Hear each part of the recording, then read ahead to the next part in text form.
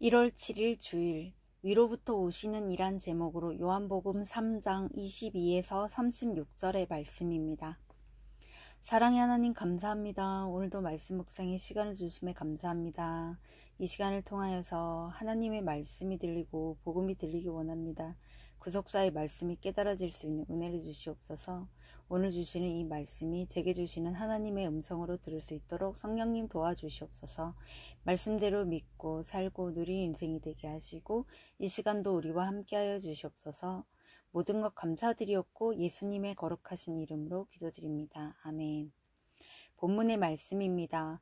그 후에 예수께서 제자들과 유대 땅으로 가서 거기 함께 유하심에 세례를 베푸시더라.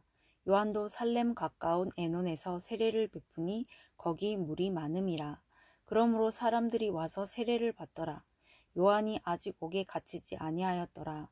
이에 요한의 제자 중에서 한 유대인과 더불어 정결 예식에 대하여 변론이 되었더니 그들이 요한에게 가서 이르되 라뼈 선생님과 함께 요단강 저편에 있던 이곳 선생님이 증언하시더니가 세례를 베풀매 사람이 다 그에게로 가더이다. 요한이 대답하여 이르되 만일 하늘에서 주신 바 아니면 사람이 아무것도 받을 수 없느니라. 내가 말한 바 나는 그리스도가 아니오 그의 앞에 보내심을 받은 자라고 한 것을 증언할 자가 너희니라. 신부를 취하는 자는 신랑이나 서서 신랑의 음성을 듣는 친구가 크게 기뻐하나니 나는 이러한 기쁨으로 충만하였노라. 그는 흥하여야 하겠고 나는 쇠하여야 하리라 하니라. 위로부터 오시는 이는 만물 위에 계시고 땅에서 난 이는 땅에 속하여 땅에 속한 것을 말하느니라. 하늘로부터 오시는 이는 만물 위에 계시나니 그는 친히 보고 들은 것을 증언하되 그의 증언을 받는 자가 없도다. 그의 증언을 받는 자는 하나님이 참되시다는 것을 인쳤느니라. 하나님이 보내신 이는 하나님의 말씀을 하나니 이는 하나님이 성령을 한량없이 주심이니라. 하나님 아버지께서 아들을 사랑하사 만물을 다 그의 손에 주셨으니 아들을 믿는 자에게는 영생이 있고 아들에게 순종하지 아니하는 자는 영생을 보지 못하고 도리어 하나님의 진노가 그 위에 머물러 있느니라. 아멘. 도움말입니다. 에논은 요단강 서쪽에 있는 곳으로 물이 많았다고 알려져 있습니다. 정결 예식은 부정함을 씻어 맑고 깨끗하게 하는 의식을 말합니다. 영생은 영원한 생명을 말합니다. 본문 요약입니다. 예수께서 제자들과 유대 땅으로 가서 세례를 베푸십니다. 이에 요한의 제자들이 요한에게 가서 사람이 다 예수께로 모여든다고 말합니다. 그러자 요한이 그는 흥하여야 하겠고 자기는 쇠하여야 한다고 대답합니다. 또한 아버지께서 아들에게 모든 것을 맡기셨으므로 아들을 믿는 자에게는 영생이 있다고 합니다.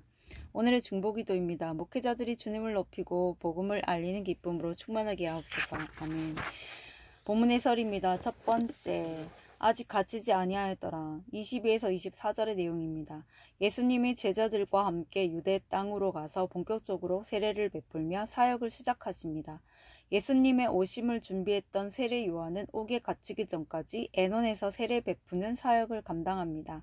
이처럼 성도는 갇히는 때가 되기 전까지 자기 자리를 잘 지키며 여전한 방식으로 주님이 맡기신 사명을 감당해야 합니다. 이것이 영육 간의 가장 잘 사는 삶입니다. 아직 복음을 전할 수 있는 건강과 환경이 허락된다면 영혼 구원을 위해 나아가야 합니다. 적용 질문입니다. 나의 사명의 기한이 남았는데 이미 스스로 갇혀버리진 않았습니까?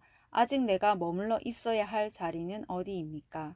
두 번째, 나는 쇠하여야 하리라. 25에서 30절의 내용입니다. 많은 사람이 예수께 세례를 받자 요한의 제자들은 시기심이 발동해 요한에게 가서 이 상황을 알립니다. 그러나 요한은 자신이 있어야 할 자리와 사명을 잘 알았습니다. 그래서 나는 신랑이 아니고 신랑의 친구이며 신랑이신 예수님이 흥하고 나는 쇠하여야 한다고 고백합니다. 이렇게 자신이 쇠하여야 한다는 죄인됨의 고백이 있는 사람이 주의 길을 예비할 수 있습니다.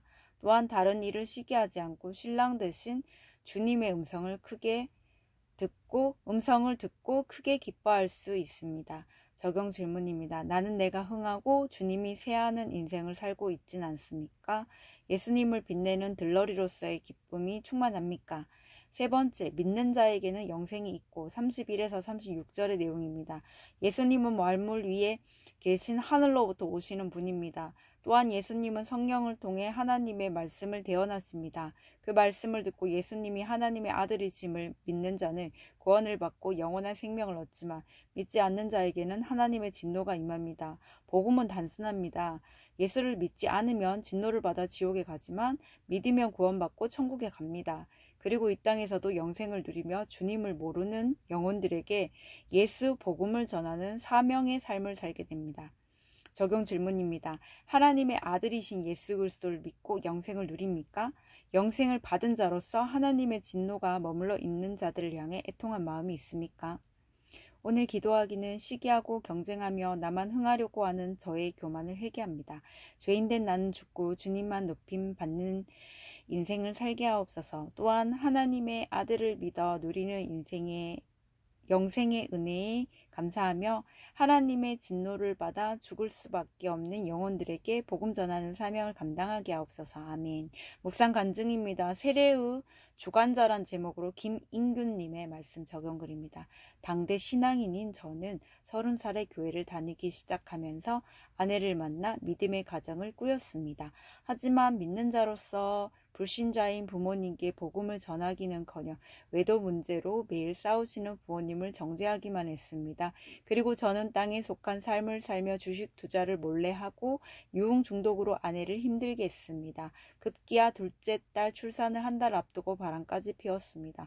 이런 저의 모습을 보다 못하신 하나님이 모든 것을 드러나게 하셨고 목사님과 장로님 소그룹 리더의 수고로 저는 그동안 토해내지 못하던 저의 유흥 중독과 외도를 고백하게 되었습니다. 그리고 그분들이 보는 앞에서 외도녀에게 전화를 걸어 관계를 정리했습니다. 이 사건으로 저는 하나님 앞에 엎드려 회개할 수 있었고 주님은 우리 가정을 조금씩 회복시켜 다시 하나 되게 하셨습니다. 그러자 저는 그동안 무심하던 부모님의 구원에 애통한 마음이 생겼습니다. 그래서 두 분께 저의 간증을 전했습니다. 사실 얼마 전부터 바람을 피우신 아버지를 염두에 두고 전한 것이었습니다. 그런데 오히려 믿었던 아들마저 바람을 피우고 경제적으로 망하기까지 했다는 이야기에 심령이 가난해지신 어머니가 교회에 나가기 시작하셨습니다. 하지만 저는 어머니가 교회에 잘 정착하실는지 걱정되었습니다. 그러다 한 번은 어머니의 세례식이 있어 고향에 내려가 예배에 참석했습니다. 그런데 그 교회의 벽화가 제가 다니는 교회에서 온 단기 선교팀이 그린 것임을 알게 되었습니다. 믿음 없는 제게 하나님이 네가 아니라 내가 베푼 세례니라 이래도 나를 못 믿겠느냐라고 친히 증언하시는 것처럼 느껴졌습니다. 제가 바쁘다는 핑계로 어머니의 구원에 관심이 없을 때도 하나님은 쉬지 않고 일하셨던 것입니다. 오직 하나님만이 참되시다는 것을 인쳐주신 이 사건을 잊지 않겠습니다. 죽는 날까지 복음을 전하며 제 안에 예수님만 흥하시고 나는 쇠하는 삶을 살기 원합니다. 이분에 적용하기는 어머니께 일주일에 한 번 이상 전화하여 교회에 잘 다니시는지 여쭙겠습니다. 돌아오는 설에 아버지께 같이 교회에 가자고 말씀드리겠습니다. 입니다.